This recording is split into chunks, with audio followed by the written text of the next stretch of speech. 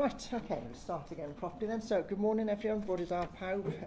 Nice to see some familiar faces, nice to meet some new faces this morning as well. And first of all, thank you very much for coming in. 9 o'clock on a Tuesday morning is quite a harsh starting time, especially that some of you got kind of 3 sessions today, whilst the rest of you got at least 2 going on today as well. So I do appreciate you coming in. The aim of this morning then, I suppose, is to think a little bit about ALN.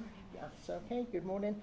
About ALN, and although I think it says on the module handbook that we're going to focus on autism and ADHD, we will do to some extent, but we're also going to think a little bit this morning as well about social, emotional and mental health challenges. So those learners perhaps who display behaviours that are challenging, which can be a challenge for practitioners to work with. So it's going to be a little bit wider perhaps than what the module handbook mentioned, if that's okay. Anything that you want me to follow up on after today, or do you know what, I've said something but you'd like a bit more information about something, just let me know and I'll pop it up onto Canvas after today as well. So, for those who don't know me as yet, so my name's Di Thomas, and I'm not going to spend a lot of time introducing myself because I'm not the most exciting of people. But realistically, I used to be a mainstream geography teacher. That's what I started off doing. I realised very quickly that I didn't really like teaching the curriculum, and what I really liked was, good morning, working with children and young people. And I ended up doing a bit of a pivot instead towards working with learners with SEN at the time, but additional learning needs is kind of the title in Wales at the moment. So I'll come back to that a little bit later on. But what I thought we'd do, just to kind of set out what we're going to try and fit in this morning. Now, some of you who've met me before would know that I do wang on a bit at times and we run out of time to do things. But the aim is to try and go through these bits. So I just thought we'd spend a few moments this morning introducing what we mean by additional learning needs, think a little bit about labels and where learners with needs are taught, and I think one of the key themes that underpins the module to some extent is that kind of risk and resilience. So we'll try and link back to whether labels and perceptions of labels, for example, and where children are taught or not taught, whether those kind of inform risk or resilience, and whether there's a difference potentially between different types of labels. And then what we're going to do is mention some very brief approaches which might be supportive. Now, there's all sorts of different approaches that we could look at. But what I thought we'd do this morning is think a little bit about in terms of social, emotional and mental health. So in other words, those learners who might display challenging behaviours or behaviours that challenge depending upon your perspective. I'm just going to mention something called the Thrive approach. Many of you might have come across nurture groups in schools previously, especially those of you who've kind of worked in settings. Excuse me. In terms of autism, I'm going to mention something briefly, which is social stories, which is an approach to try and support learners with autism to either empathise with others and see different perspectives outside of their own, for example, or potentially to understand, excuse me, and be able to accept change, as an example. And then we're going to finish off, if we get time, thinking very briefly about ADHD. And in particular, we're going to focus on what is quite a hot debate globally. Good morning, Alex. Which is whether we should be medicating excuse me, these learners, or whether there are different approaches that could or should be used instead. So some parts of the world, for example the UK, parts of America, parts of Australia in particular, very much go down the medical route in terms of learners with ADHD. However, other countries, in particular parts of Scandinavia, other parts of Europe, very much don't go down the medication route and look at different types of therapies for the learner and also for families as a different approach. So that's what we're going to try and fit in. We'll see how successful we'll be as we go through. But just to kind of set this into context, as Gemma said really just before we started this morning, you might have seen in the news over the last couple of days all sorts of reports about what's happening in England or what potentially might be happening in England with learners with the kind of the terminology SEND, Special Educational Needs and Disabilities. And anyone who's kind of interested, especially from kind of an England-based perspective, there's been all sorts of reports in the press over the last 18 months about how families of learners with SEND are going to be bankrupting local councils because, God forbid, they want the support that their children require. And there is going to be a process where the government is going to look again at how SEND is supported in England. So what I would say in Wales, between kind of the early 1990s and up until 2021, Wales and England basically did the same thing. They shared a SEN system as it was at the time. However, since 2021, Wales has gone on its own kind of pathway, left kind of England behind in one sense, and then England is now looking again at refining what it does to support its learners. And one of the key things that's changed in Wales is the terminology. So in England we talk about learners with special educational needs and disabilities, for example.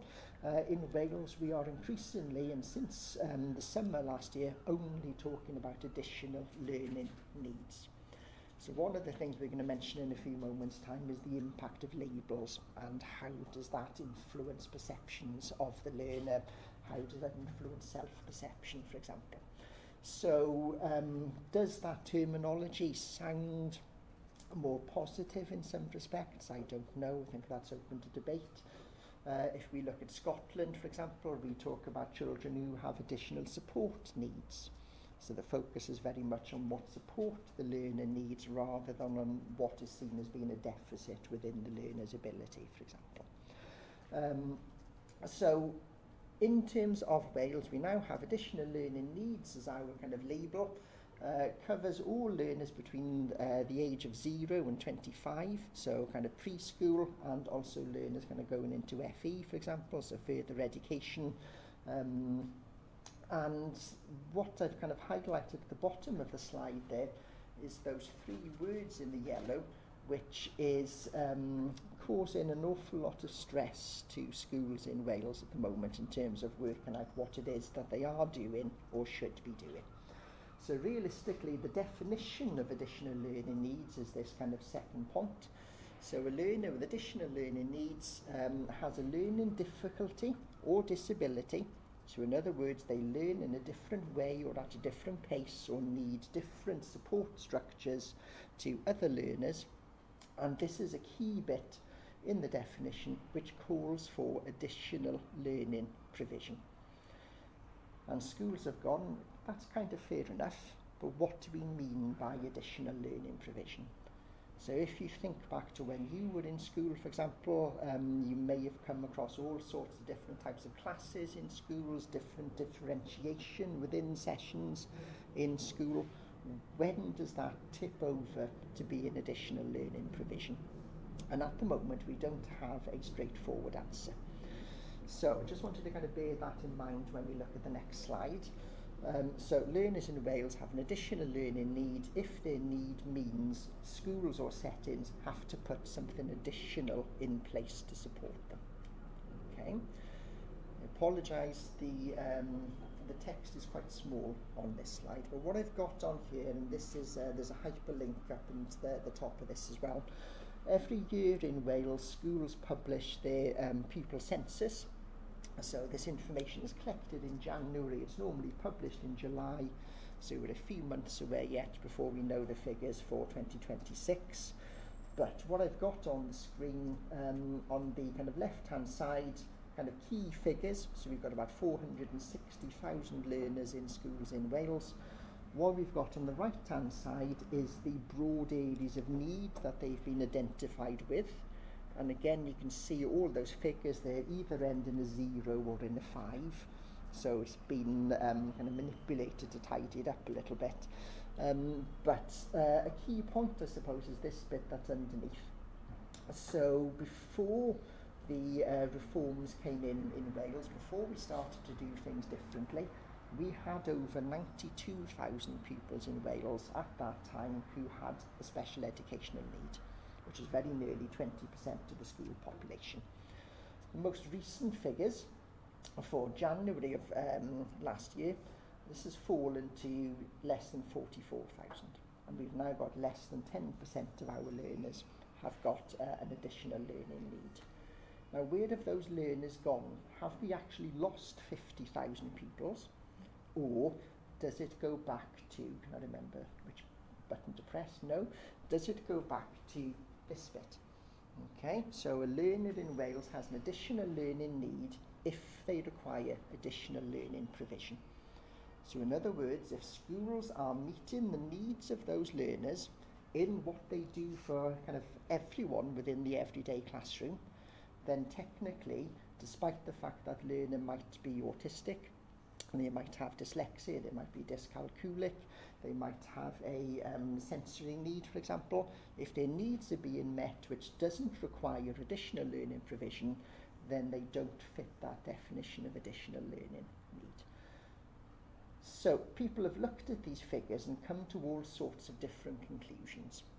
Okay, so there is kind of a positive conclusion we could draw, which is maybe all schools are getting better at meeting the needs of learners with what they offer to everyone. So that's quite a nice rosy view of that situation, and that may very well be the case. Equally, other people look at it and go, you know what we were doing there was over-diagnosing, over-assessing, and therefore that wasn't a true reflection, and we were giving labels and diagnosis to learners who didn't need it. Okay, so that's another point of view. Or maybe it's somewhere kind of in the middle of that. It's also coming out of the pandemic year. Yes. So the pandemic has had a massive impact, in particular with things like speech and language, for example, and the kind of the behavioural, social, emotional areas. So there's all sorts of things that are potentially going on. And just again to put some of these figures into context, so I'm going to have to look at my screen because I generally can't see it up on there. When we think about some of these areas of need, for example, so we're going to mention autistic spectrum disorders a little bit later on. Most of the figures suggest that about 1% of the UK population would meet the definition for autism. When we look at that, 460,000 pupils in Wales, if that 1% was a true reflection, we would be looking at about 4,600 learners being identified with autism. However, that is far higher. So is that a true reflection? Equally, about 10% of the UK population is seen as being dyslexic. Okay, so in that case, realistically, would we be closer to 46,000 learners who are dyslexic rather than the less than 2,500 that have been formally identified? Potentially about 3 to 5% of children have ADHD. So again, looking at the ADHD figures, 2,400, is that a gross underrepresentation where potentially we should be seeing about 13 to 15,000 learners if those overall statistics are correct? Okay, so are there still kind of issues there in terms of understanding, in terms of recognition, in terms of assessment, in terms of diagnosis, for example? Okay, so these are the figures that we've got. How true are they? Don't know. But this is what schools reported back last year, and we won't get the figures for this year until July. My feeling again would be this will drop further. Whether that's a true reflection of needs being met, or it's the definition being put into place, or schools are doing things better, is perhaps open to interpretation. Okay. One of the key things that labels are important for, potentially, is in terms of they inform support. And potentially for some learners, that support will come in mainstream school. So we do see the majority of our learners are taught in mainstream schools. So your kind of everyday local primary school or secondary school.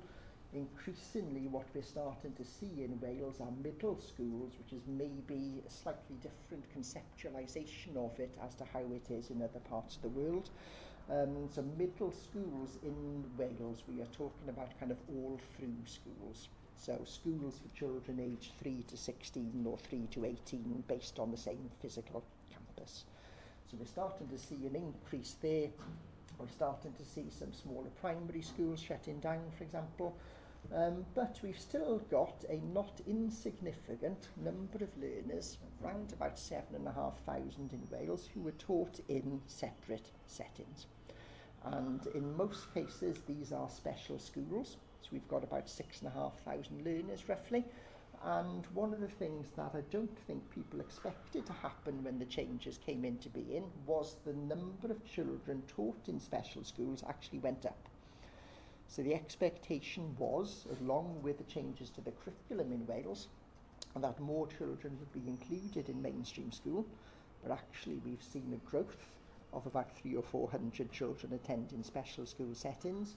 And also I'm going to talk a little bit later on about pupil referral units, which I know Flo in particular you've come across previously, some of you might have experienced or know about as well, which in particular focuses upon children who've been excluded from mainstream schools or at the verge of being excluded. In other words, the schools have kind of gone, we've run out of patience, we've run out of strategies and support to meet your needs, we feel your behaviour is problematic, and what we're doing is kicking you out, basically. So we're going to focus a little bit on some of those settings a little bit later. Again, just putting some of this into a little bit of context. Again, apologies for those of you that know this already, but it's quite helpful maybe to kind of have this as a background. Thinking about the labels we give to learners in Wales, there are very specific labels. So we saw some of these on that slide, for example. However, those very specific labels also can be put into these broader areas of need. So potentially when we're thinking about the needs that learners, children and young people display, we might be looking at putting those learners into one of 4 different boxes based on the needs and challenges and the support they need. So one of them, communication and interaction. So thinking back to that previous slide, the most common area of need in Wales was speech and language needs. Quite right, very much kind of increased since the pandemic, for example. All sorts of studies coming out about children starting school with far less vocabulary than they did previously. Potentially children kind of coming to school with different accents because they've been spending a lot of time watching particular TV programs on tablets during pandemics. So all sorts of studies coming out in parts of America, for example, about children starting school with a British accent because they've watched many episodes of Peppa Pig, but also kind of vice versa in the UK as well. So communication and interaction, so challenges in terms of speech, challenges in terms of engaging with and interacting with others, and as a result of those challenges with interaction, that autism, autistic spectrum disorder label also comes within this category as well. You've then got cognition and learning, so those children and young people who learn in a different way. So very often they learn at a different pace, or they might need to be taught in a different way or need different kind of equipment or education settings to other learners of the same age. So thinking back when you were in school, for example, how many of you, especially in secondary school, had classes that were set by ability? So you might have had a top set which is doing particular work, and then as you move down those sets, maybe the pace of the work is slower, maybe the expectations are lesser as a result of those learners' needs. But we're also thinking a little bit here as well about kind of more specific learning difficulties like dyslexia or dyscalculia or dyspraxia, for example, which rather than having an impact right across the curriculum might be more specific. So that learner who is dyslexic, for example, might be in top set for maths or other parts of the curriculum, but they might struggle more specifically with aspects of reading, writing and spelling. I'm just going to skip over the third one. I'm going to go on to the next one, which is sensory and or physical needs. So this one probably is a little bit easier to conceptualise. So that learner who has a physical need, so that child who's a wheelchair user, for example, that learner who has cerebral palsy, that learner who has a hearing or visual impairment.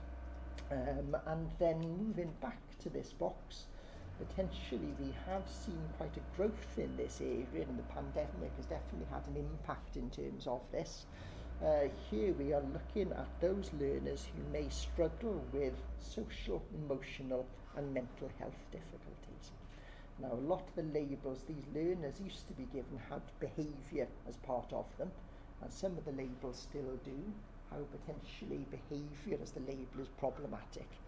So as a member of staff, for example, if you've got a class that you're meeting for the first time, you're looking through their kind of profiles and you see that behaviour noted, potentially straight away does that impact upon your perceptions of that learner? Do you view that learner in a different way because you see behaviour, and you know what, as teachers, behaviour is challenging to us? So do we kind of engage in a different way? Excuse me. So in terms of that category, we're also seeing things like school anxiety or anxiety generally, for example. So another big trend we have in the UK is elective home education. So children no longer attending mainstream school. We're also, this could be linked to kind of trauma, adverse childhood experiences, it could be substance misuse. So all sorts of things that kind of go under that category. And a couple of other things I suppose that's worth mentioning. Some learners might have a need that fits just in one of those boxes. Some learners might have needs across all of them. Some learners' needs not being met might cause needs in this area, for example. And what happens very often in education, unfortunately, is if a learner has more than one need, we tend to see the primary, the first need, and maybe that's where most of our attention goes, and sometimes do we forget about those secondary needs as a result. Okay. So this is kind of the point I was trying to get to, I suppose. Do labels matter? And I would say personally that labels are quite important. Now, all of us have labels that we kind of choose ourselves. So how many of you choose a different name compared to the name you were given at birth, for example? So my name is David, I go by Di. The only person who calls me David is my mother, which is normally when she's cross with me. But as a very simplistic label, Di or David, I feel has an impact in terms of how I'm perceived by others. So when we're thinking about the labels that we give other people, I do like this quote at the top of the page here. If a plant was wilting, we wouldn't diagnose it with a wilting plant syndrome. What we would do would be to look to change its conditions. So if my plant in my office looks like that, which it does, I've got to be honest, there's no point in me going in and shouting at the plant and getting cross that it hasn't grown. I need to change how I care for it. I need to move its position. I need to give it more or less water, for example. However, when we're thinking about learners in schools, potentially we are putting a lot of store in place in terms of labels that learners are given. And the aim of labels, realistically, is to support schools to identify what support they need to put in place. So as a school, if you know that a child has come in who, I won't mention any of these labels because they're not appropriate anymore, but if you have a child coming into your school who has got the dyslexia label, for example, then that should inform you as a school about potential needs, potential strengths, potential support that you might need to put in place. However, very often the labels become attached and embedded within that learner. And don't know how many of you would have had a parent or a grandparent, for example, who've come home from school upset because somebody's called you something, and they've kind of come along with sticks and stones may break my bones, but words will never hurt me. But actually I don't think that's particularly true. Those labels, those words are really powerful and have lifelong lasting impacts upon the people who've been given those labels. So we mentioned ALN, Additional Learning Needs, as being kind of the catch-all label in Wales. All of these labels at the bottom of the screen here, not seen as being appropriate today. However, all of these labels have been official labels, official categories of need that children have been identified with. So the worst one on there, for example, is idiot. Now today we'd probably see idiot as being kind of quite a mild slang for somebody. However, back in the 1920s, an idiot was somebody who'd been identified as having an IQ of less than 30, and there's all sorts of debates about how appropriate IQ is and what is it measured, and is there more than one type of IQ, for example. But the idiot would have been identified as somebody who lacked the intelligence to support themselves and might be a danger to themselves or others. So what we tended to do with those people would be to lock them away in institutions.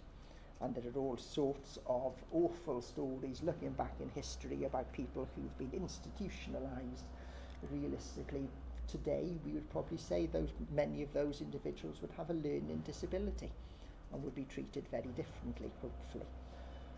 Okay, other labels, mentally defective. So if you think about that word defective, it's quite difficult to get any positivity out of that, isn't there? Okay, if you buy a toaster and it's defective, you take it back, there's something wrong with it, it's damaged, it's faulty in some way. Handicapped was the term we had up until the end of the 1970s in the UK before it was replaced by special educational needs. Maladjusted was the label we gave to challenging behaviour up until the 1980s. So these children had chosen to behave poorly even though they knew it was wrong, was seen as being the definition. It was the child's choice to be naughty, therefore our approach is going to go down the sanctions route and try and enforce compliance. Other labels which are still used globally to some extent, educationally subnormal. So your child is below the normal level of intelligence to be educated, therefore we're not going to send them to school, we're not going to give them an education, or potentially mentally retarded, for example, as we still see in certain parts of the world. So labels are powerful, they do inform self-perception, they do inform perceptions of others.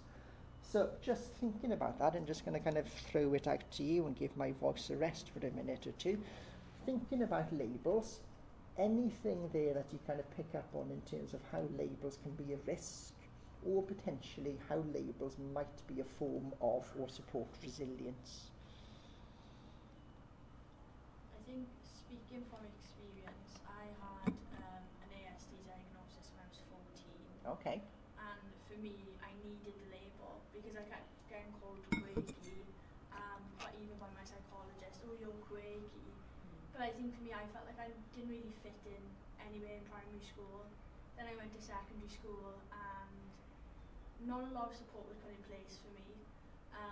So like when it came to exams, they said, oh, we'll give you like a separate room, Okay. you'll do really, really well. I was put in a mainstream sports hall at the back, still with over 300 pupils. I came out of school with 3 GCSEs, had to resit my math and my English, took me 5 times to do it. I didn't think I'd ever go to university, but I think now I've kind of accepted that I am a bit different, but actually being different hasn't stopped me doing anything that my peers could have done when they were like 16, 17. It's taken me longer to do it, but I think now it's actually knowing that I am a bit different, and it's not being called quirky, it's you have autism. It doesn't stop me doing things. So I think in my sense it was a form of resilience that actually I was actually okay the way I was, and I didn't need a label of being different because that's not a bad thing. No, that's brilliant. Thank you very much for sharing. That's a really personal story, and that's really, really nice. Thank you for sharing. My son went through something very similar, and at the end of it, at the age of 18, he was told you're just quirky, accept it. So he's 25 now, it still bothers him as to whether he's quirky or not. So potentially the kind of the label can be supportive. It helps me to understand I am different and different is okay. I'm not different because I'm faulty, I'm different because I'm different. So it can be really positive in that sense, and maybe some of the terminology we see more recently, like neurodivergence and neurodiversity, for example, coming from the kind of the autistic community might support that to some extent. However, it's still a label, and it still also talks about neurotypical and neurodivergent, so there is still that difference and sameness but I think it's more positive in the sense that that difference is not coated with being deficient, which is what a lot of labels used to be before. So thank you very much for sharing that. That's a really nice personal one. Anybody got anything else they want to add in terms of that? Anything in terms of risk, for example? I think about the, like I read an article a few years ago about how we should stop labeling and introducing our kids as shy. Okay. Because first of all, it's always like apologetically, oh, sorry, she's not like saying hi to you because she's shy. But it also sets the impression to the child of like understanding their experience based off of this one person's embarrassment of their behavior, whereas really the moment is just like they take time to warm up to people, or they feel scared or overwhelmed by the new environment. Like it's a lot more complicated than one label that some exterior person is giving them. And I see that like a lot with the kids that I worked with. If they were labeled young as shy, they will always be shy. And they will always identify with that label despite it serving them or not. That makes sense. Thank you very much. That's a really nice answer. And I've got to say, hello, Geordie from Mexico. Yeah. Pete made me say that. So blame Pete when you see him later. So yeah, that's been given that label, whether it's informal or more formal, it's reinforced how that child feels that they should behave potentially in that setting. So thank you very much for sharing that one. Capable of doing. Yeah. Like if you're labeled an idiot because you can't do one task, then you're going to feel like, well, you can't do tasks. Exactly. So the only thing I was going to mention in terms of that, we see this potentially in schools, for example, in terms of teacher expectancy effect, or you might see this in the literature as the Pygmalion effect, for example. So we see that label that influences our expectations and aspirations of what that learner can do, and as a result of that, very often subconsciously we work with that learner in a way where those perhaps lower expectations come to fruition. So we reinforce that can't do rather than that potentially we could do, but we might need to do something differently. Yeah. Okay. So thank you very much for sharing those. Now, I'm not going to kind of go into this in much depth really, but this is everything, I suppose. I'm an old man now, and I've kind of realised 30 years ago this week I would have been sitting doing my PGCE. Yeah, that's quite scary. And as I said at the start, I used to be kind of a mainstream geography teacher. I started off in that school up in EYXM up in North Wales, and ended up very quickly realising didn't like the curriculum. Teaching a subject I found quite boring, but what I really liked was working with children and young people. And if there's anything I think that's kind of influenced what I've tried to do, it's this quote here, which comes from my English teacher, Mr. Buckley, in my first week of secondary school. And realistically, this was the first week in our English class. He was going around the room trying to get everyone to introduce who they were. And he was asking questions about, what do your parents do? And coming from Fishguard in Pembrokeshire, realistically, in the 1980s, if you lived in Fishguard, your dad worked at Fishguard Harbour, or he worked in Dracuna Armament Depot, and your mum worked in Slimmer factory making jeans for Marks and Spencer's, for example. And that was kind of it. And every now and again, someone might have a parent who was a lawyer, which was really posh, or maybe somebody worked in a farm locally. And the person sitting next to me went along the route of, my dad works at the harbour and my mum is just a housewife. And straight away Mr. Buckley came in and said, right, I'm going to stop you there and I want you to change how you think. Nobody is just an anything. And out of everything I learnt, I think, in school, that quote stuck with me more than anything else. And that's what I've tried, I think, to live by in terms of everything I've done over the last 30 years. Nobody is just an anything, especially thinking about those labels. Okay, and one of the things that I was really rubbish with when I worked in schools initially was behaviour. I looked about 12. I'm not the most intimidating and imposing of people, which I'd never want to be either. I can think of colleagues that I used to work with where kind of silence would precede them down a corridor because they were walking along, which I never wanted that either. But I found working with challenging behaviour quite difficult. And it surprised me really, but I ended up going to work in a pupil referral unit. And I absolutely loved it in the end. Well, 9 out of the 10 years that I was there, I absolutely loved it. And it made me flip my thinking in all sorts of different ways about behaviour in particular. And I think one of the things we see in school quite a lot is the approaches to behaviour are very much in terms of compliance and sanctions and maybe building in extrinsic reward, for example. And there was very little in terms of trying to understand what those drivers behind behaviour were. And I think working in this kind of setting, the main thing it taught me was that all behaviour was communication.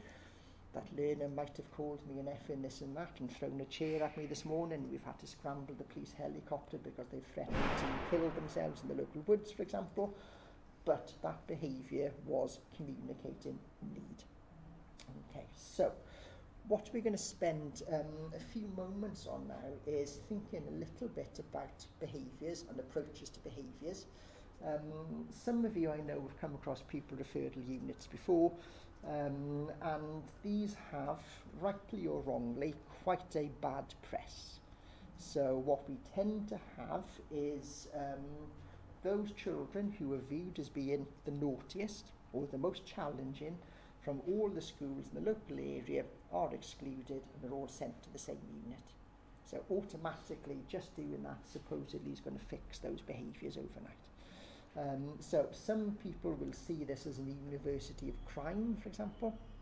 You take those most challenging learners from everywhere within the local authority and put them together and it all kind of goes up in flames. Or potentially it's seen as being a clean slate. So things aren't going particularly well in the school. What we're going to do is give that learner a break from the school and maybe the school a break from that learner as well. And we're going to work with that learner and see if we can get them to reintegrate back into that setting. Okay. So I'm going to show you a brief clip shortly. Now again, I apologise, some of you have seen this before, but I really like this clip. It's from a film called Clockwork Mice, which is quite a low-budget British film from the 1990s. Things obviously are not going particularly well in the life of that teacher, but looking at his face there. And I remember watching this clip at 2 different times. I remember seeing this during my PGCE and thinking, if that's what teaching is like, I'm really not sure I've made the right decision to go into it. And then I finished working in kind of schools back in December 2014. And the last week I was there, we were shown part of this clip as part of an inset day. And it kind of reinforced to me, I think, how much my perceptions had changed over time, for the better, I think, and where my sympathies lay in terms of what happens. I would say what happens in this clip has happened to me all sorts of different times as well, and probably had that kind of look on my face very often as well. So I'm just going to play a couple of minutes of this clip to you. I will apologise in advance. It's got some slightly fruity language in it, shall we say, so if anyone is offended by swearing, then you've got a kind of a warning in advance. But what I'd like you to think about really, in terms of this situation, this has happened in the classroom. If the teacher, did they do anything right? Did they do anything wrong? What else might have impacted upon the behaviour that we see? And do you think we could have done anything differently? Okay, so things haven't gone well. We're going to try and unpick why, what might have informed that situation, and maybe how it could have been dealt with better, if it could have been dealt with better. All right, so I'm just going to come off the PowerPoint for a second. So what I should say, setting this up, this is kind of a special school. This is the teacher's first day teaching at the school. He's introduced to this learner that he's going to be working with for the first time, and this basically is their interaction, which goes wrong very quickly. All right. So we'll watch the first couple of minutes.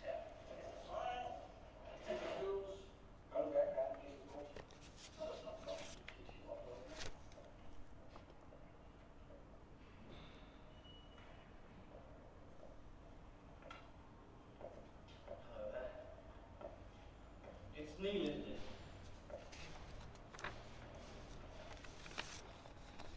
You've got an hour and a half.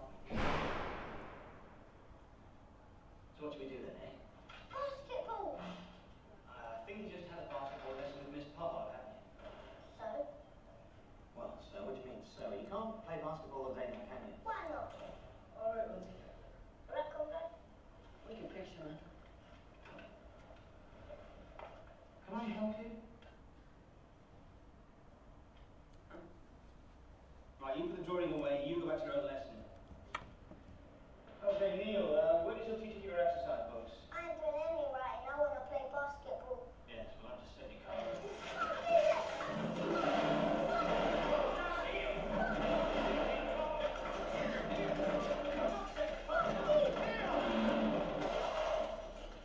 shit! I'm gonna use your shit! All right, Neil, just calm down. Calm, Neil. Be reasonable, Neil. Put the chair down, please. Window. Come on now, Neil. Look here. Neil! Neil? You took it!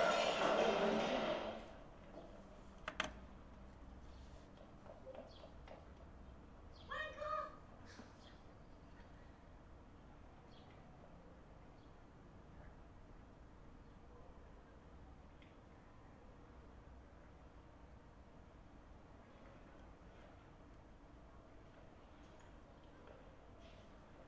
He's in the shit this time.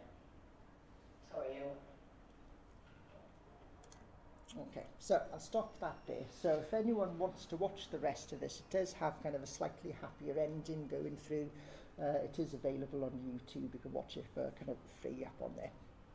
So in terms of that interaction, if we played it on a little bit further, the head teacher comes back in, for example, and tells him, don't worry about it, it's not your fault, these things happen.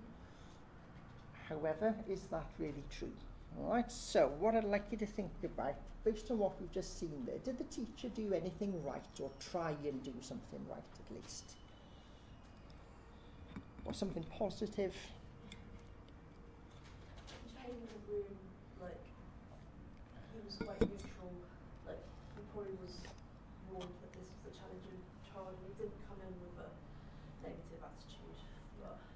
No, so he does seem to come in, thank you Flo, he does seem to come in quite friendly, he's polite, he's started to introduce himself a little bit, he's smiling, he kind of asks Neil what he wants to do, which is perhaps where it all starts to go wrong. So, what did the teacher do wrong, or what could he have done differently? So he's tried to come in, be polite, smiling, try and build a positive relationship with Neil potentially, and it went south quite quickly. So what was the first thing he did wrong potentially? He completely said no to what they wanted to do. Yeah, thank you very much. So he asked him what he wanted to do, and then he said no. So maybe could he have framed that initial question differently? So we've got 2 hours together today. Do you want to do this or this? So it's giving Neil the options still, but those options are bounded into what he wants. Equally, that learner that we saw at the end does kind of go, you should have let him play basketball. Do you know what? Maybe. Why not? Could he have done that? Equally, people have seen this before and they've gone, well, Neil was doing something in the classroom. He was doing a piece of artwork. Why didn't he just go over and start to talk to him about his artwork, for example, as another way of introducing himself? Okay, so I really like that clip for all sorts of different reasons, and my 3rd day working in the PRU, something very similar happened to me. 3 learners in the room that I was going to be working with for the first time. The head of the unit went, okay, they're all 14, 15, but ability-wise, they're like 6, 7 years of age. So make sure the work you give them is at that level. And I did. And basically what they told me was where I could shove it and what I could do with it, and they kind of smashed the room up and ran out to the window, jumped out the window, smashed the windows, ended up running off. I had to kind of phone the police to try to find them because they all scattered in different directions. And realistically, that was my fault because I'd based how I went in with those learners on the kind of the perceptions based on the understanding I was given. And I learned very quickly not to do that again. So I'm going to ask you to do one more activity in a second. This is again, apologies, some of you have seen this before. this is kind of a word-for-word conversation between me. This isn't Ben, by the way, but one of the learners, and he ended up being one of my favourite learners at the PRU, was a chap called Ben. He started with us when he was 12 years of age. So he was the second youngest of 5 brothers, all of whom were excluded from the same secondary school, all of whom ended up being sent to the pupil referral unit. And where I used to teach, there was a pupil referral unit, and if you were being excluded from there again, you came to the unit that I worked in. So basically this was the last point in the line before you ran out of education opportunities. So Ben had been at this other unit. He'd somehow managed to get excluded from school on his year 6 transition day, which is quite impressive. He hadn't even started the secondary school. He'd gone up for his taster day, and whatever he'd done, they basically went, you're not coming. So it must have been quite magnificent. What does this mean, excluded? So he'd been, so in other words, the school had refused to accommodate him. So they'd kicked him out, basically. But yeah, he'd been kicked out on his transition day. He hadn't even started there as a pupil. He'd gone up for the taster day, and they went, no. So whatever he'd done, I don't know. He'd been at this other unit for about 6 months. Things were going okay. Then he'd kind of stopped listening. His behaviour was starting to increase. They had been threatening him for about 3 or 4 months. If you carry on with these behaviours, we're going to send you to this other unit. Made this unit out to sound horrific, which I don't think it was. And then on a Friday afternoon, which was a little bit cowardly really, minibus had taken him home. They phoned his mum up to say, Ben's not coming back to us on Monday, and he's starting in the other unit. So they didn't even have that conversation with Ben. Equally, we found out at 8:30 on Monday morning that he was coming to us, and the minibus turned up 10 minutes later. So realistically, we knew nothing about Ben. So what we used to do every morning, or what I used to do every morning, was kind of stand by the door to the unit. We'd watch the minibus turning up, and it was quite indicative of what kind of day you would have watching the learners coming off the minibus and how they behaved, kind of walking down to school. So this was my first interaction with Ben. We'd never met each other before.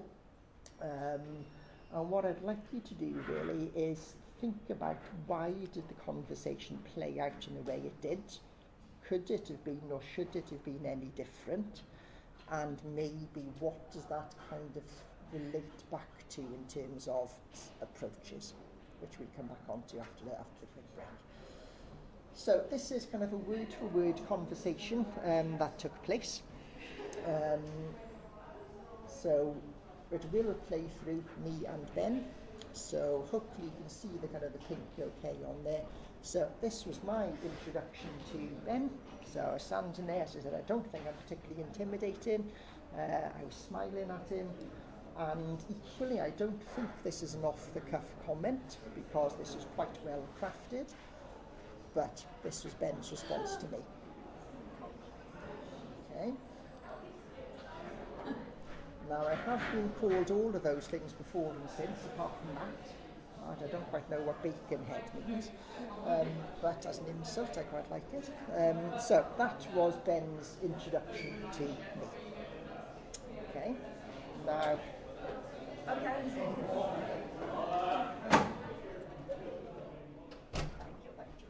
So, don't think that's an off-the-cuff comment. I think that's quite well crafted. I think he spent some time thinking about this. We'd never met each other before. I might have been all those things, but he wouldn't have known. Okay, so this was my response back. So what we tended to find every morning, we would kind of make the learners breakfast when they come in. Very often they might not have eaten at home since they'd had lunch with us the day before. So trying to kind of ignore that. Okay, and he's kind of carried on going. Okay, so still not the nicest. So as well as the kind of the words coming out, he's now standing there, he's quite aggressive, he's kind of come up into my face, he's doing all sorts of hand gestures at me, I'm sure you can imagine. Okay, so still kind of going on.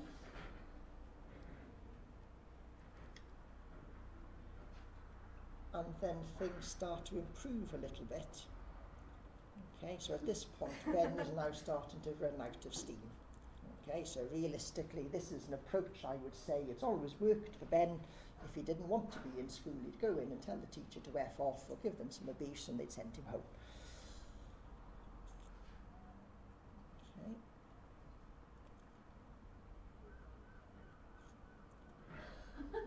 Okay, so I'm still a twat, let's be honest, but he's starting to settle.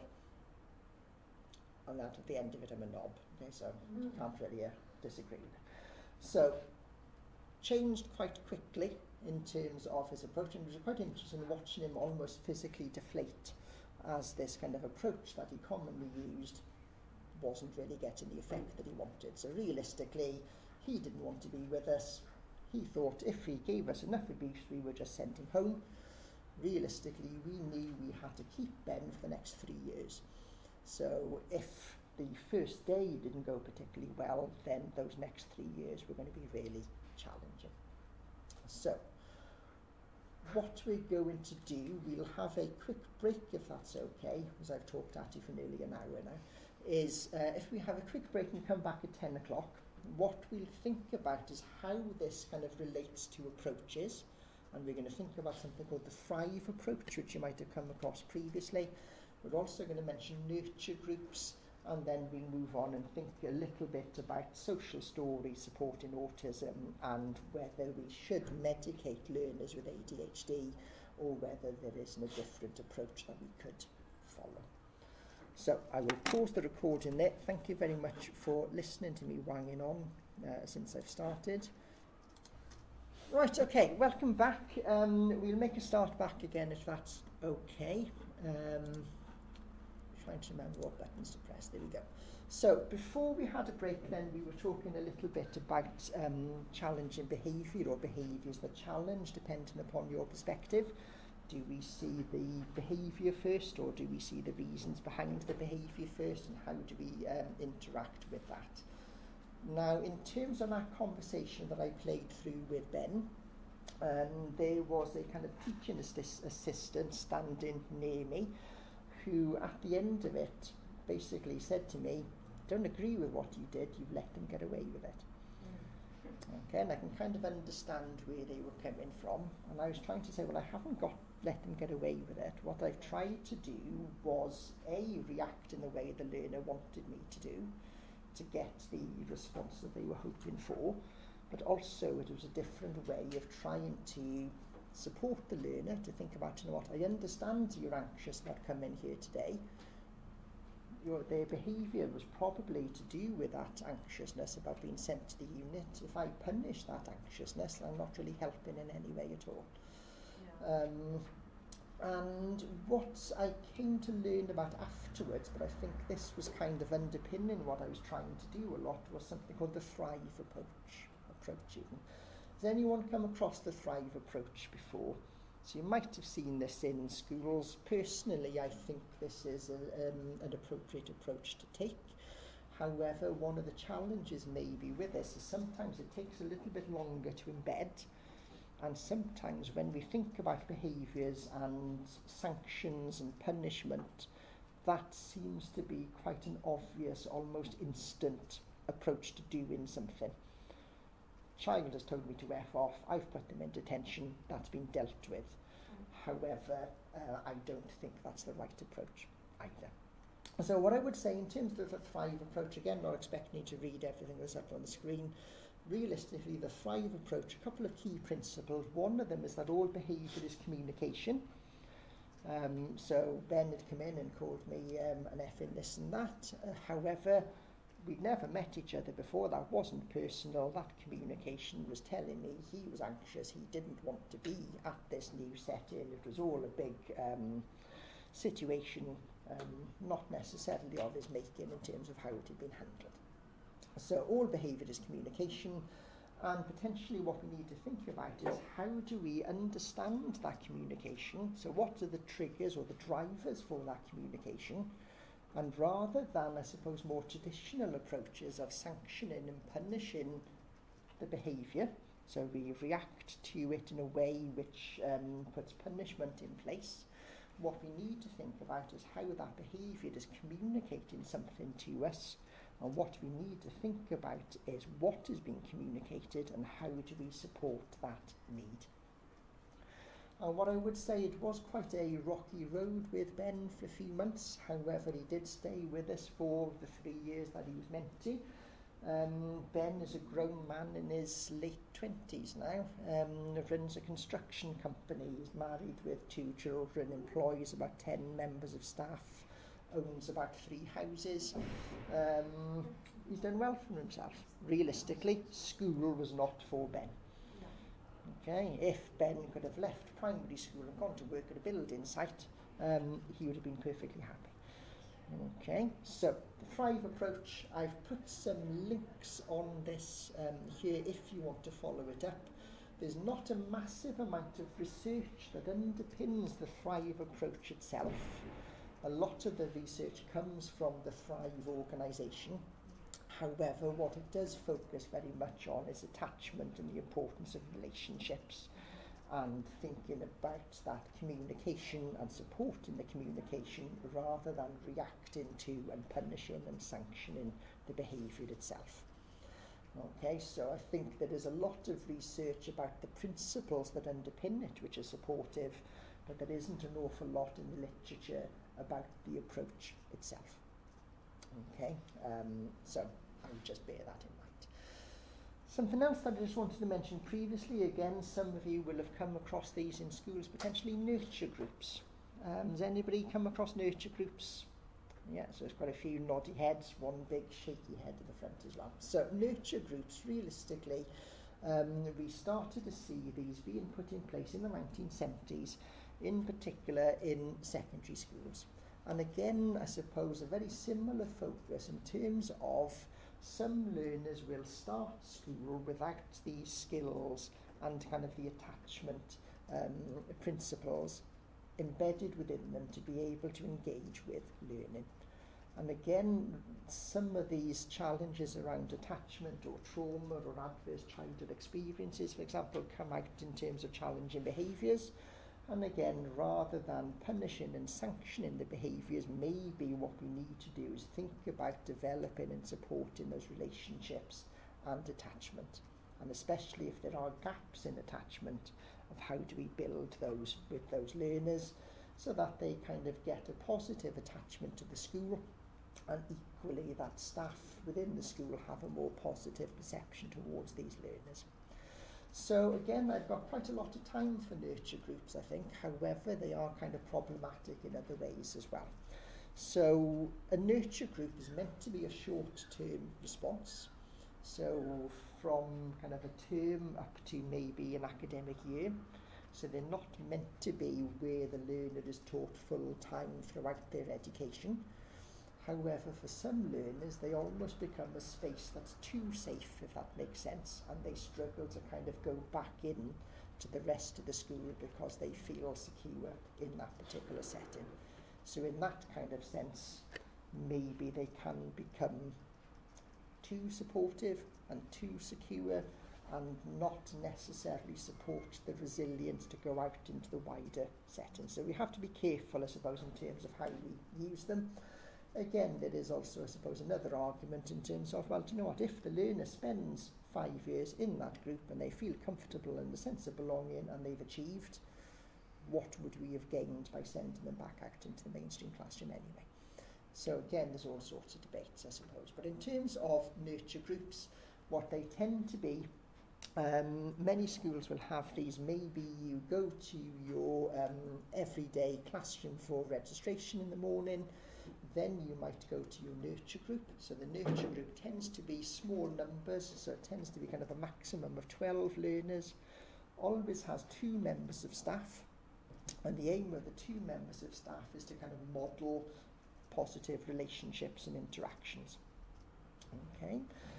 Within the nurture group, potentially children will have breakfast together with the members of staff, or in some cases they do it, they'll kind of have something to eat at break time. or maybe they do it as part of lunch instead. So part of it is kind of replicating that family meal to some extent, I suppose, so taking turns. Okay, this week Zach is going to be your turn to make the toast today. For example, Geordie, you're going to be on washing up duty today. So it's kind of giving people those kind of roles that we might see kind of at home. The aim is to kind of spend time in these smaller classes, having kind of positive experiences, building up those relationships with others in the classroom, and then kind of seeing staff modelling appropriate positive relationships and ways of behaving, which you then hopefully will kind of take on board and take back into mainstream class. Now, how those are done is different. So we might have some schools where the learner might spend all day, every day for 6 weeks in one of these classes, and then they're seen as being okay to go back into mainstream. In some cases, it might be an entire year where you spend a morning in this class and an afternoon back in with the rest of your peers in a wider sense. So there's different ways that it can be done, but again, as an approach, very much behaviour is communication. Communication is very often, when behaviour is challenging, showing some kind of unsupported need, and what we need to do is recognise and support the need rather than always think straight away about sanctioning and punishing behaviour. So I'm going to give you a very quick activity to do, if you don't mind. I've put a QR code up on there. If anyone's got the PowerPoint open on their laptop, that link should work. But also I've put this straight onto Canvas as well, if you've got that page open. Now, I had a bit of a moment earlier on and pressed all sorts of different buttons, so I'm not quite sure where the heck that's gone now, but bear with me a second. So I have put that Padlet straight on there, for example. So what I'm going to ask you to do, if you don't mind, is maybe get yourself into a group. So we could kind of split the room into half if you wanted to, or if you two want to work together, and maybe the front row work together, however you want to do it. And maybe if one of you in the group is happy to just post some comments from everyone within the group. Now, there's no right answers in terms of these. I'm not going to give you an awful lot of time. I'm going to be one of those annoying teachers that sets you a task and then not give you enough time to do it.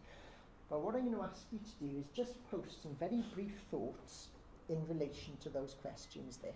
So why might we need nurture groups or kind of specialist classes in schools? What do you think might be the benefit for a learner of going to one of those classes? Equally, might there be disadvantages for that learner? And then I'm also going to ask you to think a little bit, if those classes weren't available in schools, what might be the outcome for those learners who attend? All right, so if I'm going to give you 2 or 3 minutes, if that's all right, so just some very basic, quick thoughts. Why do you think we need such classes? What might be the advantages of a learner attending? What might be the disadvantages? If these classes didn't exist, what do you think might happen to some of those learners? Okay.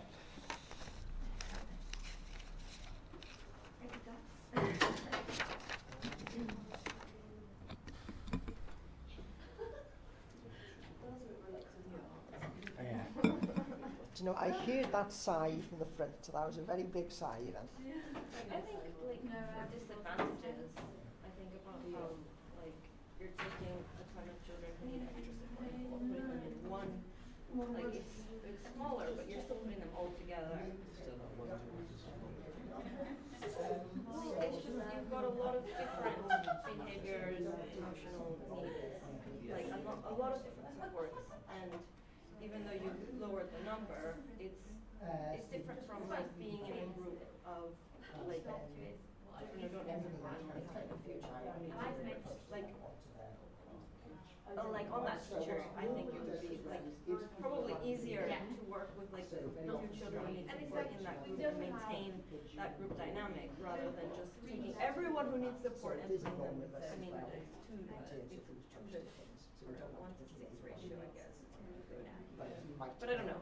I just, like, funky I stuff. think that's a disadvantage of like you're taking them out of their group, saying that like giving them the message that they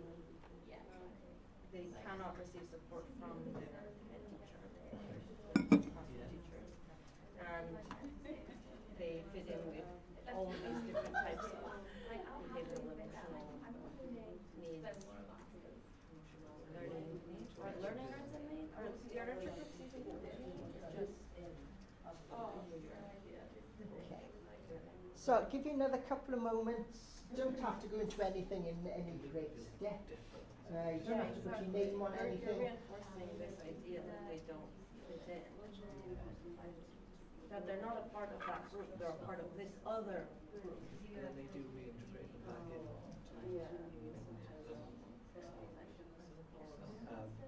The regular support. But it might also like in the bed bag, if they're in an environment like they don't set up to have is teaching them actually what is normal. Yeah, it is giving them that nurturing. Which they might not be getting, which It then is- could help further the pipeline. It's To like some forming a degree, family. then you've got to be careful with those attachments don't get too strong immediately. And that's true though. It's like you're creating a mini family attachment modeling, and then you're like, okay, now you have to go back. Yeah, but some children might struggle with that. Yeah, that doesn't make sense to work on attachment and relationships. And they won't and see then it as attachment. Like young children won't see, oh, this is linking to my attachment. They no, might of course not. yeah, no, I get what you mean. And again, they might have more challenging behaviours. They may be very active, so they can get back into that nature group, which is where they want to be. It's like more Right. comfort blanket. I've just been earwigging into the three of you talking there. All sorts of, really interesting bits you've mentioned. All sorts, I think, very much reflects what's out there in the literature. Yes, it's a good thing, but you're separating those learners, so there's still that, you're reinforcing that sense of otherness. Yes, they are going to reintegrate, but why do we have to take them out to do something with them? Couldn't we do that as part of the whole class? So there's all sorts of things. So again, anything I think with these and education, there's no one right answer. And they're all a matter of opinion, I suppose.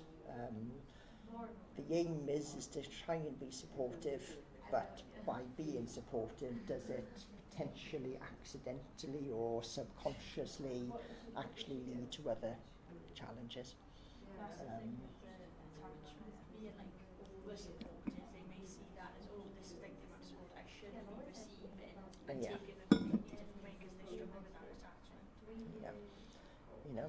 I hate Mr. Thomas's lessons. I don't want to go in there, so I'm going to call him an F in this and that today, and he's going to send me back to the nurture room, and I can go back there and sit there and have a win, sitting on the beanbag with a piece of toast, and I'm happy in that setting. So does it kind of reinforce some of those behaviours, or does it give learners the skills to manage their expectations and behaviours in a way where those things don't happen? Does it It's like depend? I think about like the calm down corner. I've seen several kindergartners, garden rooms, where it's like a teacher should make sure not to send kids to the calm down corner, but to make it like very much an option of like, I'm seeing you're like really struggling with this task, you're crying, you're upset. Do you want to go to the calm down corner? Do you want to try it again? And then the kid will feel like, okay, well, yeah, I want to try the calm down corner. Or like it's a safe space for the child to go when they feel like they need it, and then it's also their choice of when they can come back out of that. So it's helping them develop a strategy. It helps them understand their own triggers. Do you know what? I'm starting to get overwhelmed now. I know if I need to, instead of jumping out the window, I can go and stand over there. And then it's how do you manage that? Do you manage it in a way that the pupil has to kind of signal in front of everyone else that they need that, or do you just let them kind of go? Or what happens on the day we've got a supply teacher in who doesn't know that those things are happening? Or what happens if something else has happened, which means that corridor has been used because something else is going on and it's now not appropriate for that learner? So yeah. So that's what I think like the nurture group should be. It's like a part of the classroom, Yeah. but also that support in a way that doesn't exclude them from their class group and gives them the skills that they need. Because it gives them a label, and I think Yeah. like, if they're doing anything in school, whether it's like ALSA support or like one-to-one, or a Yeah. psychologist comes around, even with little children, they'll always ask, where is so-and-so going? Yeah. And then they know straight away, oh, it's because they need Yeah. extra help. And it Why gets are they doing that? Yeah, it Or gets yeah. them really early. Yeah. You know. I had in my previous work there was a group of third graders that there was like it's small group, so it was like 10 kids in the third grade group, but it was mixed age, so there was 20 kids in total, and of those 20 kids, 3 of them were having like behavioral issues, needing support. Well, the teacher was struggling with their behaviors, and what ended up happening was that they would often go to the school counselor. Yeah. And the kids would also get envious of the time that was spent in that other room. Like, why do I have to stay here in the classroom? Yeah. Well, he gets to be with the counselor. I want to be with the counselor too. And it was this dynamic of like, well, he has more needs right now than you do. Yeah. And I was like, you can't. That's not true. Like, you can't really measure. It was emotional needs. No. But it was like. It was like you can't disregard what this child wants in terms of being somewhere else just because there's not enough of that, or it's like not a good environment for them. There's also that debate as well about do they support or do they hinder staff? So is it an easy get out for staff? Yeah. In terms of, well, I can't deal with this. Yeah, you deal go with for that. it. Yeah. That's what it So does that kind of push that responsibility onto someone else? The person that they would go to should have more training. Should that be available to everyone? Yeah, right. So yeah, so there's all sorts of different ways that we can look at it, and that's an entire master's in its own right, possibly, is looking just at that. But thank you very much for sharing that. I'm just conscious what the time is. So I have one more thing though. yeah, go for it, Julie. Okay, because this Yeah. whole lecture has made me think about the Summer Hill schools. Yes, yeah. About how like going to classes is optional. Yeah. And so for the most part, 5 to 10-year-old kids choose not to go into school. Yeah. But the author in his book was saying like older kids who come in, they have like usually a period of just 3 months of saying, I'm never going back to school, I hate school, you cannot make me go to another class. And they're like, okay, you don't have to, but being optional and having that availability of like you can go back to class always leads the learners to go back into the class system even after they say they won't. And there's other things they can do. No, thank you very much for sharing. No, that's a good point. Right, okay, I'm just conscious of what the time is, and there's a couple of other things that I want to mention to you this morning. So thank you very much for conversations. I have been kind of standing near you, wigging into what people have been talking about, like some kind of random spy at the front of the room. So if you have had a chance to post onto the Padlet, brilliant, thank you very much. If you haven't, don't worry about it. So a couple of other things I want to mention in what we've now got 16 minutes to go through it. So another approach I just wanted to mention is trauma-informed schools. Again, I've put some links up to this on Canvas if you want to follow up. One thing I forgot to say a few moments ago, realistically, going back to labels, when we're thinking about any of those labels that are linked to behaviour, very often those are the only labels which actually put the child at increased risk of exclusion. So maybe there are some labels that we see as being positive, or do you know what, that learner's not particularly doing well in my class and I've just found out they're dyslexic. I'm going to be quite empathetic and supportive of that dyslexia, and I'm going to try and do something to support that learner. That learner's coming in and giving me a mouthful of abuse this morning and they got social, emotional and behavioural difficulties. I don't want that in my classroom, or we don't want that in our school, or it's not fair on the other learners in the class to have to listen to that. So what we're going to do is push them off somewhere else. So I just kind of wanted to mention that as well. So trauma-informed schools, I suppose, builds on that again. We are starting to see this increasingly as well in terms of trauma-informed higher education institutions.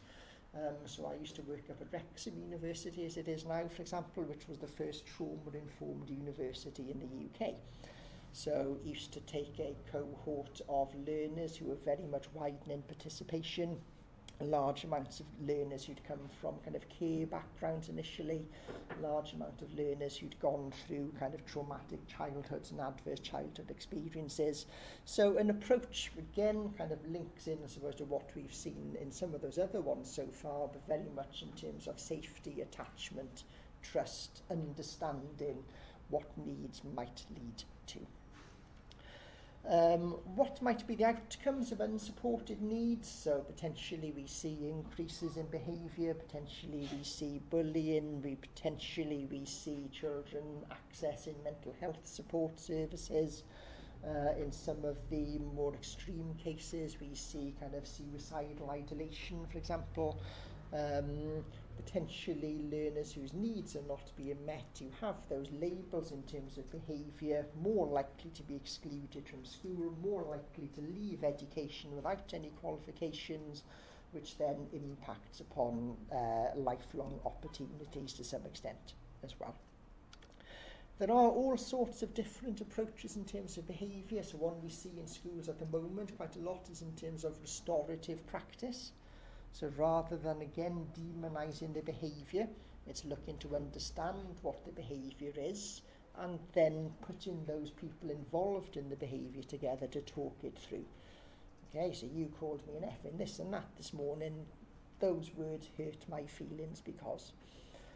Okay, again, I think personally those approaches are quite useful, but again, there are others who will kind of go, well, you're just letting that person get away with the behaviour. Or again, it's not seen as being a punishment, therefore you're not doing anything about it. All sorts of things we can look at in terms of kind of rewards. Again, there's all sorts of debates. Do rewards help? Does it depend whether those rewards are extrinsic or intrinsic? If you're only behaving because you're going to be taken to the theme park at the end of term, and once you've had that reward, you go back and behave as you did before, did those rewards make any difference at all? So all sorts of issues around behaviour. Now, time for a break. We're probably 45 minutes after that for now. A couple of other things I wanted to mention briefly this morning as well. So one of them was autism.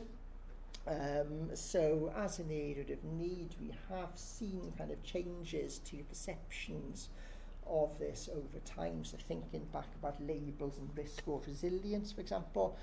Now, I'm old enough to remember this film Rain Man coming out in 1988, for example. Really interesting film, I think, at the time, where Dustin Hoffman there in the brown jacket played a quite severely autistic individual who'd been institutionalised as a result of his differences, who ends up almost kind of being busted out of the institution that he's in by his younger brother Tom Cruise, who never knew he existed until he went to inherit his dad's fortune and found out he had an older brother.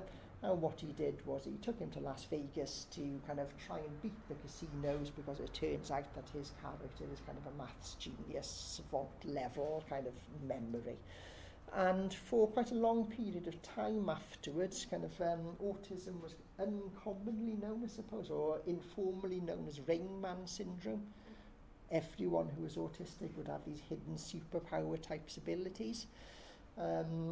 We've seen characters like Sheldon Cooper, for example. Potentially we would have seen perhaps more Asperger's syndrome, which we don't diagnose anymore as a separate kind of condition. Some of you might recognise this lady at the top of the screen. I think she's fascinating in all sorts of different ways. This is Professor Temple Grandin, who is quite severely autistic, was non-verbal until she was a teenager. And is a professor of two academic subjects. One of them is autism and one of them is animal husbandry. So she is one of the world's leading experts in kind of ethical animal care in the US, for example.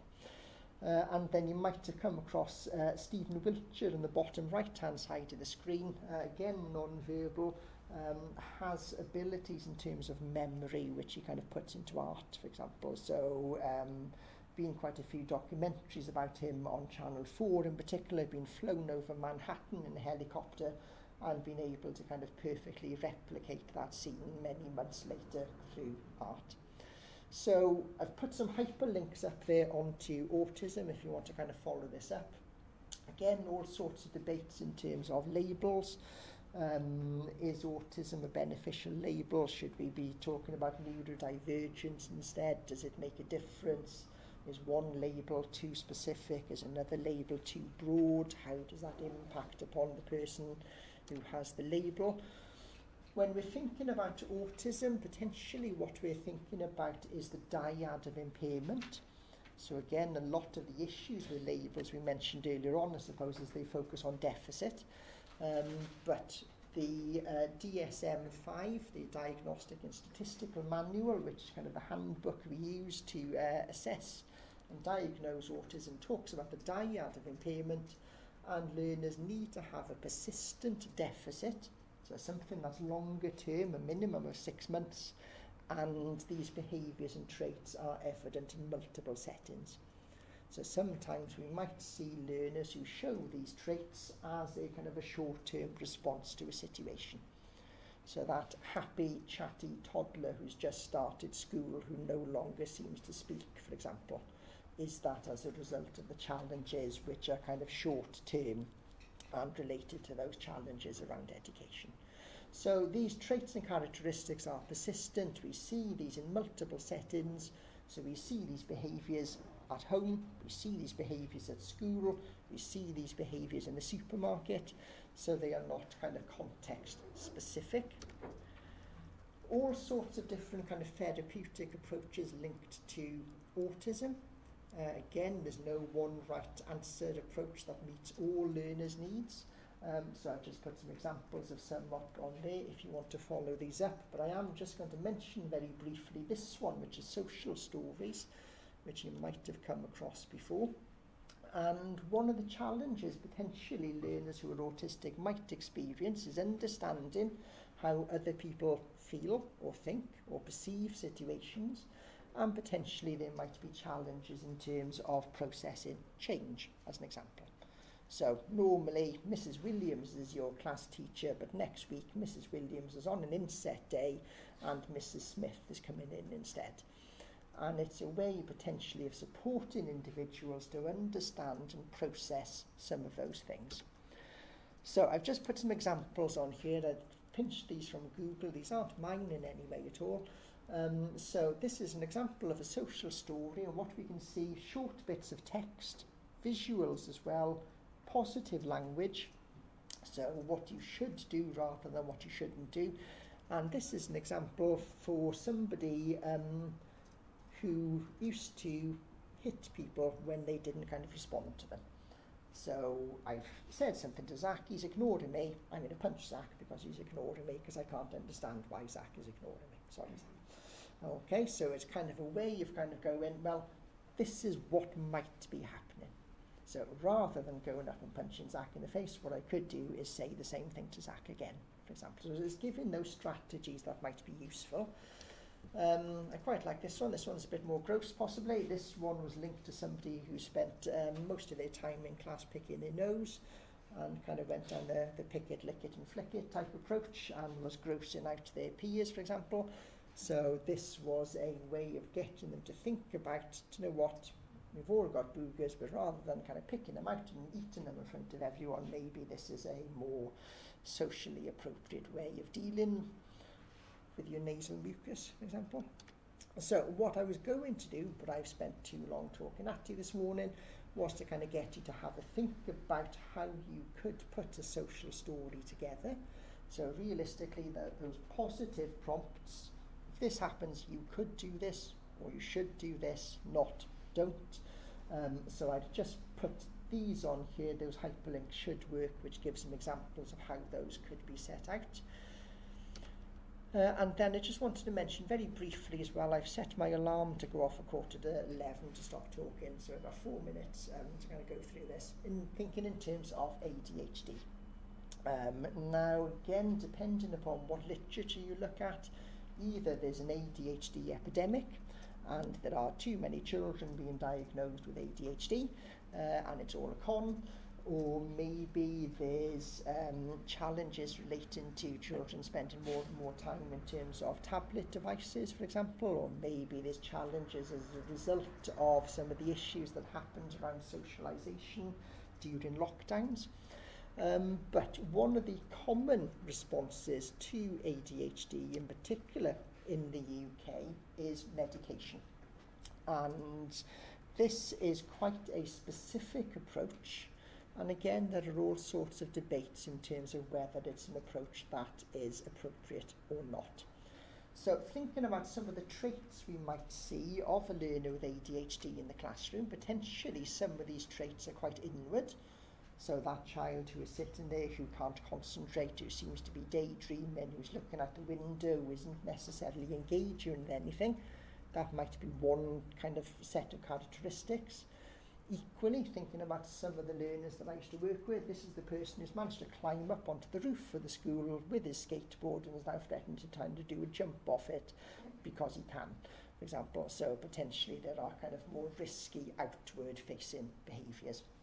And what we tend to see in the UK very often is medication. So the two key ones are Ritalin or Concerta, which is a slightly cheaper, more generic version, I think. And both of those are kind of a stimulant which have the impact of kind of settling some of these outward behaviours. Okay, now all sorts of debates in terms of should we be medicating children as a result of behaviours that are different? Whose benefit is that for? So I'm just going to pick on Flo because I can see Flo. So Flo has come in today. Flo has been really outwardly challenging. Flo is kind of threatening to jump out of the window. She's throwing things at the seagulls all morning. We've been really distracted by Flo. If Flo has been given medication, Flo is going to sit there quietly. Okay, now, sorry, Flo. All right, so does that benefit Flo? It's possibly benefited the rest of us, but has Flo benefited? Has Flo been able to kind of process that medication and still be able to engage as a result? So I'm just going to mention one of the learners I used to work with, the kind of same chap who used to like to try and get his skateboard up in the roof to jump off, who was called Josh. And Josh used to be on 3 doses of Ritalin a day. And realistically, if he hadn't taken his Ritalin before he came in the morning, you knew about it because he would be everywhere doing all sorts of things. However, when he had taken it, he would sit there quite quietly. So outwardly, he wasn't particularly challenging.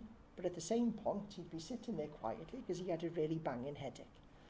And he'd feel tired because one of the side effects is insomnia, or he couldn't concentrate because he was hungry because one of the side effects is reduced appetite, or he'd be sitting there some days having kind of heart palpitations because potentially there are cardiovascular issues in terms of long-term taking of medication.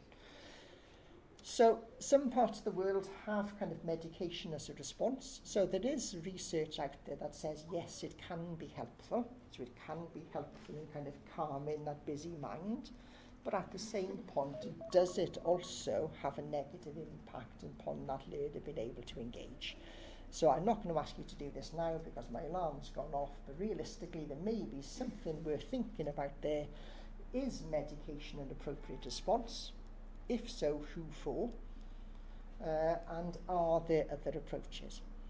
And again, I can remember working up in Wrexham at one point. One of my students used to work part-time in the local pharmacy, and the pharmacist was a chap from Poland. And she used to go every Thursday. She used to come in and go, the day before was the day when parents used to get the Ritalin prescriptions, and there'd be massive arguments in the pharmacy because the pharmacist would refuse to give them. And he would go, you don't need to medicate your child. What you need to do is work with them differently. And that used to cause all sorts of issues. The police were there at least once a kind of a fortnight because a parent had kicked off about that. But he was adamant, no, you shouldn't be medicating children. What you need to do is do something to support them and build those attachments and give strategies for those behaviours rather than giving them a drug which calms them down. So I used to think that was quite a useful example of those kind of differences in opinion. Isn't there like also studies that links the early usage of the stimulants to drop in motivation, like permanent damage to motivation? Yeah, so there's all sorts of challenges which relate to motivation, engagement, attention, which is one of the things it's meant to support. There's also links to longer term health issues, so potentially cardiovascular issues, potentially in terms of reproductive development in boys in particular. So there is some research in terms of whether that's impeded boys' reproductive systems to the point where they may become sterile as adults, depending upon the length and amount of the dosage. So there are all sorts of ethical concerns around the use of medication. So does it have an impact? Yes. Does it potentially reduce some of those outwardly challenging behaviours? Yes. But at what cost, and who does it benefit? And are there other approaches? And if we looked at countries like Scandinavia, for example, very much they do kind of cognitive behaviour therapy or family therapy, in particular in the outdoors, as approaches and strategies to support instead. Okay, so I'm going to stop talking in a second. I just wanted to say thank you very much for your engagement this morning. I'm really sorry that I went on talking at you for too long and didn't give you enough time to do those activities. I have put some bits and pieces up onto Canvas if you want to follow up on anything. Thank you very much for those. I do like the blushing urchin. I've never seen that one as a name before. So Padlet does give some nice random names to people. I've put a little bit of information below about social stories, Thrive approach and so on. If there is anything that you want to follow up on after today that you would find useful, if you just let me know, and I will pop it up either onto Canvas or up onto that Padlet. Okay, so anything I can help with after today, please just let me know. Other than that, I will stop talking at you because some of you need to be over in Keir Hardy in 10 minutes' time, and I think Pete's got a guest lecturer coming in to speak to you this morning as well. So thank you very much for listening, thank you for sharing your thoughts, and good luck with the rest of your studies. Thank you very much.